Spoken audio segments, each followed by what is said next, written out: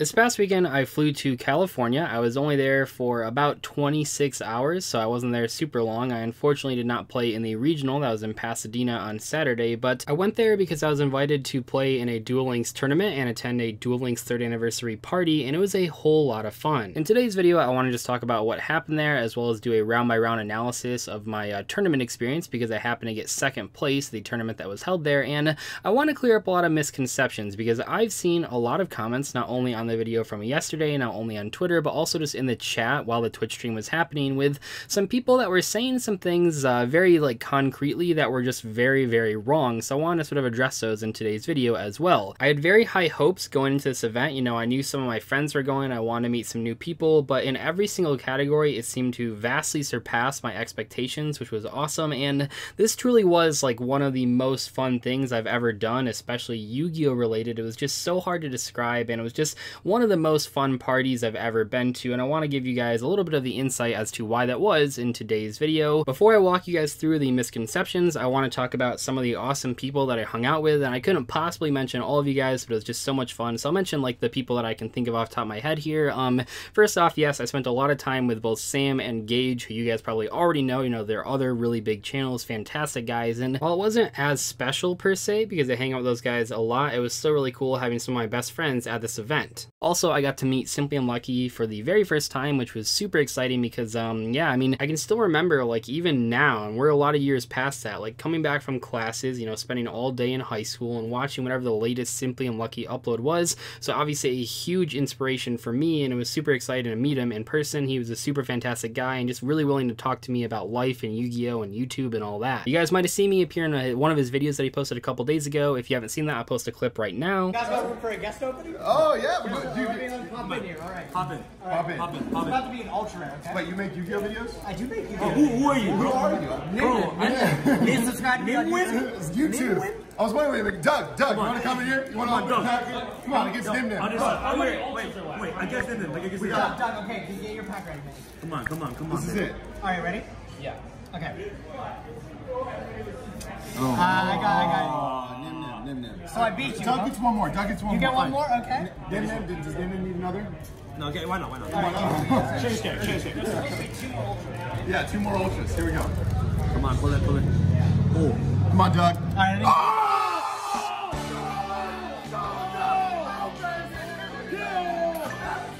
So yeah, that was a lot of fun. I also got to meet YouTube Dan, who's a Duel Links tuber. He was just as friendly in real life as you probably would expect. Super great guy. I also spent a lot of time talking to Yu-Gi-Oh! Everything, as well as his girlfriend. They were super friendly. I don't think they showed up at the very beginning, but they were there for the vast majority of like the second half of it, and they were really nice, so that was really cool. And I also just talked to a lot of Konami employees. I'm not sure if they wanted me named so much. I'm not sure. I mean, I guess the stream was public, but just all of the Konami people I talked to, you guys were fantastic. Thanks so much for talking to me, and it was just a really fun experience.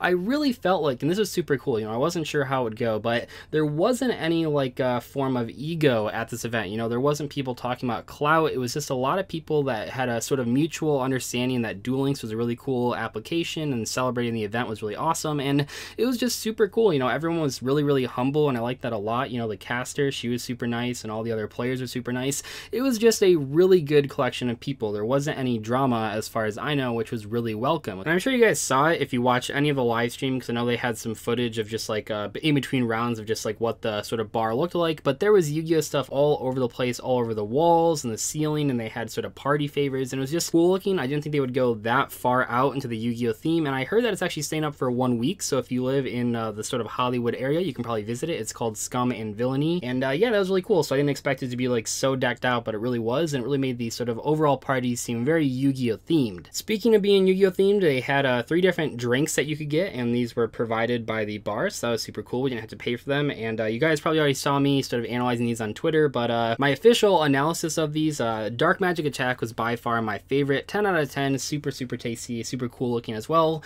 That's by far the one that I had the most of. I think that was the only one that I had multiple of, so I liked it a lot. Burst Stream was pretty decent, not quite what I would get multiple times, but it had like a minty taste, and that was really nice.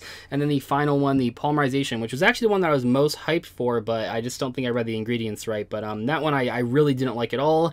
Gage said it tasted like green tea. I'm not a big tea person, so I did not like that one very much, but a lot of people that like tea actually did enjoy that one. So I think they all sort of appealed to different sorts of people, and you might see on Gage's channel, it probably won't be up by the time this video goes up because Gage takes weeks to upload videos because he has so much footage, but we did a taste test of each of these, sort of giving our first reactions and analysis. So you can check that out on his channel as well. That covers most of the basics of the party / tournament that you guys should know. I do want to still go over some misconceptions before we go through the round by round analysis of the tournament. And I want to start off with probably the biggest misconception that I saw a lot of people seem really sure about, even though it was really, really wrong, and that's that we were not paid to be there. I don't know how that sort of rose, like how that rumor came up, but we were not paid at all. In fact, not only was I not paid to be there and to enter the tournament, but also I had to cover my own travel. So I had to pay for my own flight out of pocket, and that was fine. And actually, I was willing, I mean, I agreed to go to this thing when I thought I was paying for my flight and my hotel, and we were going to go in. I know that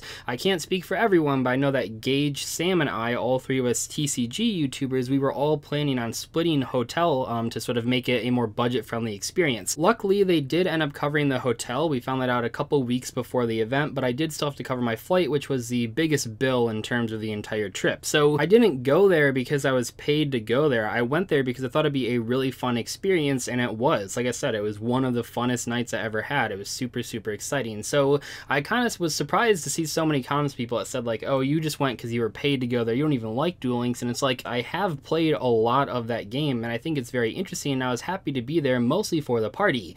And that sort of brings me into misconception number 2, and that's that this event was not a tournament with a small party. It was a party with a small tournament. Now, I will say that the EU event, I think, was the opposite. I think that was more of a tournament, but that was not the big event that was happening. The big thing was just a celebration of Duel Links' 3rd anniversary. It was a huge party with a lot of influencers. I mean, just to give you guys like an idea of my time spent there, so I made it all the way to the finals. So I played the maximum amount of rounds, and I only spent about an hour playing Yu-Gi-Oh, and I was there for almost 7 hours. So yeah, it definitely was way more of a party, which was good because that's what I wanted, but it was way more of a party than it was a tournament. So I saw a lot of people like in the chat, especially taking the game a lot more seriously than any of the people playing. You know, I myself have been up since like 4 a.m. Michigan time, and then it was like 7 or 8 or 9 o'clock California time, so I was not very awake. A lot of us had been drinking that night, so it wasn't really a very serious tournament, which I found very funny reading the chat comments because they were like,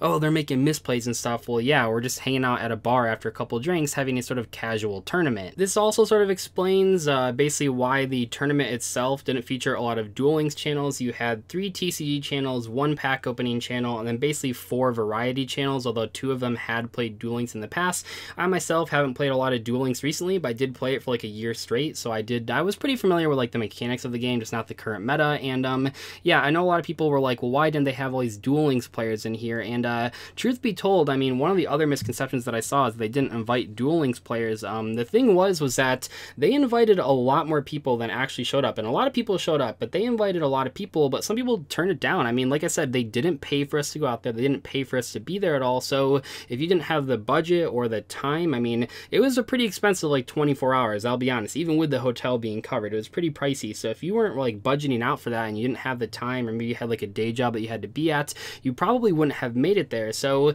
yeah, they invited a lot of people, and there's not that many like huge Duel Links channels. I believe they invited Duel Links Meta, but he turned it down. I'm not sure about the other ones. I know like Watt007 got invited, but he was under 21 and it was at a bar, so he couldn't go to it. But in general, I mean, there were a lot of people from I mean, just anime channels and variety channels and TCG channels and all sorts of channels. Even Duel Links channels were there, so it was pretty cool. Yeah, maybe not as many Duel Links channels as people expected, but there just aren't that many big, like really, really big Duel Links channels. I think they were just trying to get the word out there. Maybe next time they'll feature more Duel Links channels. I'm not entirely sure, but I thought they had a really good mix of people. It wasn't just all Yu-Gi-Oh people, it was just all different people in general that really wanted to celebrate Duel Links and its 3rd anniversary. Anyway, like I said, I'll go through the second half of the video and talk about my rounds at the tournament. Like I said, I played 3 rounds, so I made it all the way to the finals, then unfortunately lost to a brick hand. And let me just clear a couple misconceptions here as well. So first off, we did not pick our decks. We were not allowed to change a single card out of them. We did not pick our skills, and also we did not have any time to practice or get the deck lists ahead of time. We got them right when we got there, and we had a couple minutes to look them over. So for me personally, it was my first time playing Thunder Dragons. It was my first time playing Dark Magicians, so you guys saw a lot of our very first games with those decks. I will say that some of the decks were built better than others. I think that they purposely sort of made the meta strategies worse. Dark Magician was by far like the best deck. I think everyone knows that. It was just the one that was built properly. It had a pretty good skill, and even though it wasn't super optimal, I mean, I didn't have Eye of Timaeus, which I guess is pretty common, it still was like by far the most well-built deck. Right behind that, in my opinion at least, you had the Invoked deck, which was built kind of okay, but was missing one ALEISTER and didn't have the skill that adds ALEISTER to your hand, didn't have a skill at all, so you didn't see anyone play that deck. And then also you had the Thunder Dragon deck list, which I thought was pretty decent. I probably would have changed it a little bit. I probably would have played like 2 Duo, maybe 3 Dark. That would have made it a little bit easier, but it looked like okay. And then you had the Blue Eyes deck and the SHIRANUI deck. I don't believe anyone played SHIRANUI's, which I believe is like a top strategy in Duel Links. The Blue Eyes deck itself was built kind of suboptimally. It just looked like a pile of cards. It certainly had some plays, but that deck didn't seem very good. You also had, like I said, the SHIRANUI deck, and that one was built very, very suboptimally, at least from what I know about SHIRANUI. It played like 25 cards and only 2 grass and just looked really, really weird, so no one really played that one. So what a lot of people didn't seem to understand was that, at least for me and Gage and Sam to an extent, picking the best deck wasn't so much picking whichever deck on paper had like the better matchup or was more powerful, but it definitely played a factor how much you knew about the cards in the deck. I do think the Invoked Element Saber deck probably would have been the best way to counter Dark Magicians, but because I didn't know any of the cards and couldn't test with them, it seemed like a pretty bad choice. That's why you saw Gage and I both play Thunder in the first round. You know, obviously it's played different than the TCG version of Thunder, even the pure Thunder variants, but it at least had cards that we were mostly familiar with, that we had played with before, so we could play that and not have to worry too much about not knowing what the deck did. You still saw me misplay, which I'll talk about in a second, because the deck list itself wasn't really what I thought it was, but overall I think that was a good round 1 choice. However, in round 2, I realized that Dark Magician was by far the best choice. Even though I was less experienced with those cards, I decided that would just be so much more powerful than the other options that I was basically forced to play that.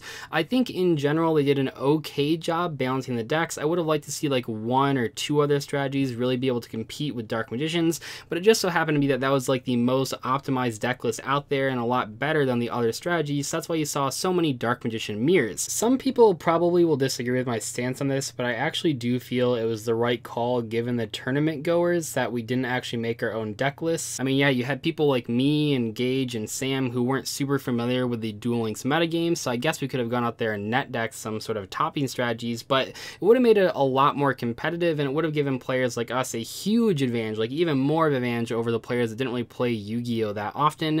It also would have been pretty tough to have everyone before each match like make a deck, because we were all sharing these same 2 iPads. But overall, I think it was the right choice for that tournament to not allow us to make our own strategies. It would have been interesting to see, like, I know the European event, I watched a little bit of it, and it looked like they had a lot more casual decks, not so much competitive decks like Dark Magicians, so that would have been kind of interesting to see, like, if we would have had more anime style decks and like actual competitive strategies just built a little worse. In all of my post-game interviews, I was talking about some of my misplays and how I could have played better, and I saw chat kind of freaking out, like, oh, he's just making excuses, but all I was trying to do, what I'm going to do in this video as well, is I'm talking about my misplays to show you guys that I didn't play perfectly, and I know I didn't play perfectly. Yu-Gi-Oh is not only a game of skill, it's sometimes down to luck, and in today's video, when we're going through these misplays, I'm just telling you them so that you guys know that I could have played better. In round 1, I played Thunder Dragons, as you guys probably saw. I had previously watched Gage in the prior round have a really good set of cards. I saw the Plague Spreader Zombie, I saw the Synchros, it looked really cool, so I wanted to play that deck. Also, like I said, I understood the basic Thunder Dragon cards, so I thought it'd be easier to play. It turned out to be a pretty decent choice. My opponent was trying to pick Dark Magician, but unfortunately misclicked Blue Eyes, which was really sad for him. I'm not sure how the match would have gone if he picked Dark Magician. I probably wouldn't have been able to win. I will say the 2 major things here that I misplayed on that I said in my post-game interview is that I did not know the deck only had 2 copies of Thunder Dragondark, so that totally screwed up my turn 1. I'll have to go back and watch the footage, but if I would have had 3 copies of Dark, I'm pretty sure I would have almost had lethal on like turn 2. You can even see when I resolve the first Roar effect that I'm looking for the 3rd copy of Dark so that I can summon it and then tribute over it and add Duo to my hand. Unfortunately though, only 2 copies, so that was my mistake. The other thing is that I definitely did not know what that quick play spell card did that like reduces the attack and defense of something. I actually thought it like banished the opponent's monster. Now that I'm thinking about that, I mean, that seems like way too powerful, but it definitely was what I thought it did when I activated that on a monster I was already destroying my battle, so that was like a pretty pretty hilarious misplay. And then on the second to last turn, I actually did miss a pretty obvious lethal, but I was on the time crunch. I had like less than 30 seconds, so I just wanted to play as fast as possible. Luckily, I still was able to win, but basically what happened is that I used a Gold Sark to Hawk to try to draw into Plague Spreader Zombie, and then I realized that, oh wait, now that I just used the shuffling effect of Hawk, I can't use the discard effect of Hawk, so that was like a huge mistake. I noticed that a bunch of people in chat thought that I still could use Hawk after using the other effect, which is definitely not true. The reason the card was highlighted sort of in the match there is because I could still normal summon it, which obviously would have been a terrible play. Regardless, I felt pretty secure. I had a Sphere Creepo in hand, my opponent had almost no cards, so I was pretty sure I was going to win. I just had to not lose to the clock, as we would see other people do in the tournament later on. I did not realize there were only 2 copies of Thunder Dragondark in the deck. So commonly in the TCG you play 3 copies, and that was only 2, so I screwed up turn 1. And then I was trying to dig for my Plague Spreader Zombies. There were 4 cards left in deck. Well, 5 cards at one point, but 4 cards at the very end, and all 3 of the Plague Spreader Zombies were in those bottom 4 cards, and I was trying to dig for that. But more importantly, yeah, I didn't realize there were only 2. I should have looked at the deck list closer, and I didn't realize there were 2 darks in the deck, so that really screwed me up from like turn 1. And then I understand both of you guys going in on the card game, you were talking about it before. So what's the difference really between the card game and playing this game like Duel Links? The 4,000 life points is probably like the biggest difference, and then the 20 card decks. So you can you have a higher chance of drawing your like powerful cards in a 20 card deck. And then the 4,000 life points means it's very like you can just like put a bunch of monsters on the field and attack your opponent for a game, where maybe if you had 8,000 life points you couldn't do that. You saw there in that last game he had 2,700 and I had a 3,000 attack monster, so if he would have had more life points he would have lived another turn, but that's just the way it goes. In round 2 I felt I played pretty well except for one really crucial misplay that would have cost me the game if I didn't win to time. And overall though, I mean, I saw like chat roasting me on a lot of my decisions, but I pretty much stand by all of them except for the fact that I did not realize that Magician Navigation needs to summon exactly 2 monsters. So there's a point, and I'll put it on the screen here, where I had like 2 monsters on field and I had a set Magician Navigation, and I really should have Tribute summoned over those 2 monsters so that on his turn I could Magician Navigation. I remember being really confused because you can even watch me on when Simply Unlucky ends his turn, I'm trying to use the navigation but I wasn't allowed to, and I was really confused. And then later on my turn I realized, oh, you have to summon exactly 2 monsters. So that was definitely a misplay on my end. Once again, if you're being so critical of all these misplays that I'm making, which I don't think any of these are like super glaring misplays, but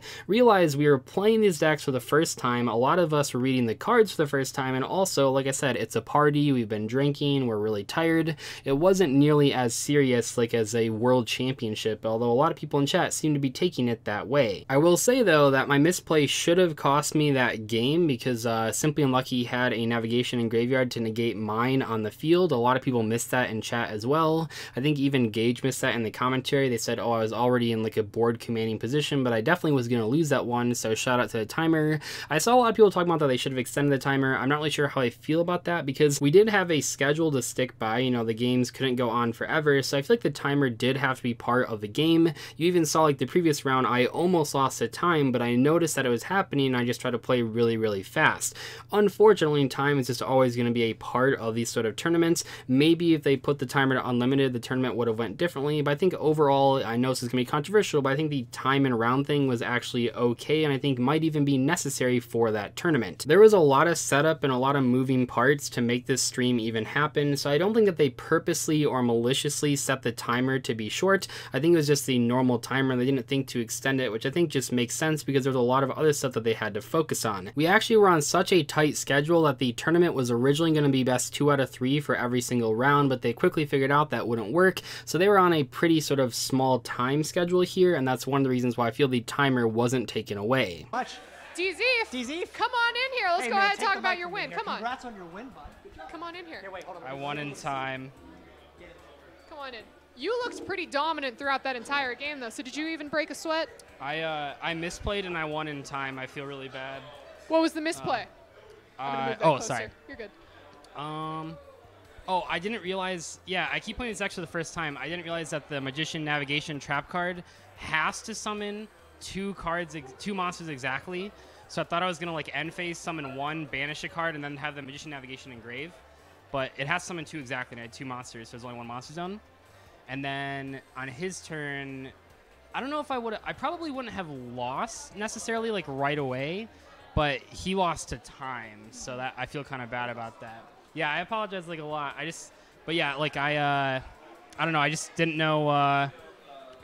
This is like another case of not realizing what the cards do. But Magician's Navigation needs to summon 2 exactly, which is like a real shame. So, but this is to my knowledge, the second match lost to time, because your opponent lost to time. I almost lost to time in the last round. I had like 5 seconds left at one point, which is crazy. So you really have to be super careful when you're going to go into time. You have to be really, really careful to make sure you're playing fast. Yeah. That brings us to the finals, which I was super excited about because so far at the tournament, you know, I played Thunder Dragon for the first time round 1. I made a misplay because I didn't know the deck list or a certain card. And then in round 2, I made a misplay because I did not know one of the cards' navigation fully. And then in round 3, I was like, okay, finally now I'm playing a deck for not the first time. And also I know sort of the matchup and what to stop and how to react.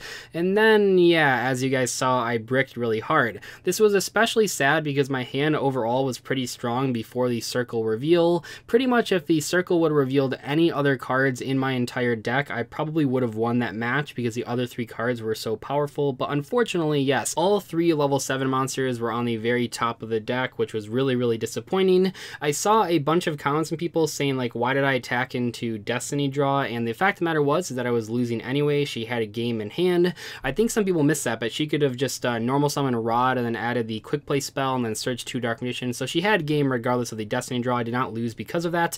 I was drawing into 2 dead draws. So if she just drew any playable cards, or as we turned out, she already had the playable cards, she just had to basically do anything to beat me. Even if I would have like made a play where I didn't stop the Rod on her first turn, I would have let the attack go through. That would have not been enough damage to trigger Destiny Draw, unfortunately, so I didn't have that out either. The fact of the matter was, as soon as I revealed the top 3 cards of my deck for Circle, I pretty much knew I was going to lose. Then when she summoned Rod, I was like, okay, Fiendish Chain might go through, and then when she activated Circle, I was like, okay, now I really lose. The only possible way for me to win that match, which obviously didn't happen, would have been if her hand was equally as useless, like if she drew all 3 Dark Magicians and the 2 Illusion Magicians.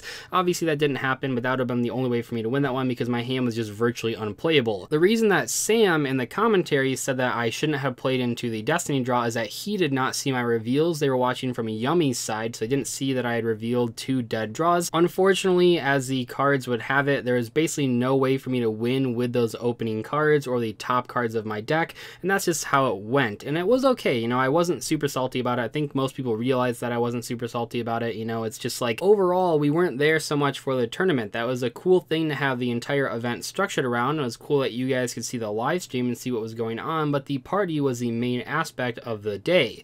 And this is also kind of funny because if I would have won, I'm not really sure how I would have gotten those prizes home. I had no room in my bags. Sure, I could have shipped them home, but that would have caused me a lot more stress on Saturday because we left pretty early Saturday morning. So I'm perfectly fine with getting second place. I was really excited to make it that far in general. There was a lot of stuff going on that day, and it was just like really cool to even make it that far and be in the finals of this sort of casual tournament experience. Overall, I had a lot of fun hanging out with my friends and making some new ones along the way. Everyone was super humble and super fun to talk to and just super willing to sort of have conversations with new people. It was a lot of fun. I want to give 2 points of feedback though, just in case they do this again next year, which I really, really hope they do, and I hope I'm invited. So first off, the chat needs a moderator. There was so much spam during the second half of the live stream. It's crazy. I don't think anyone was moderating the chat.